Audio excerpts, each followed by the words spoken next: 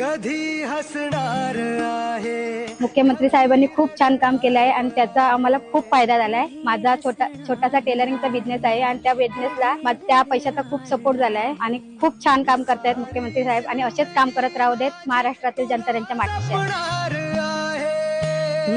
शिंदे साहेबांनी ती योजना काढली माझी बहीण लाडकी, त्याचा लाभ मला भेटला।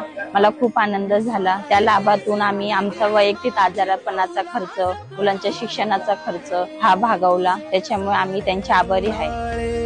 हिवाळे पावसाळे तुझे सारे उन्हाळे।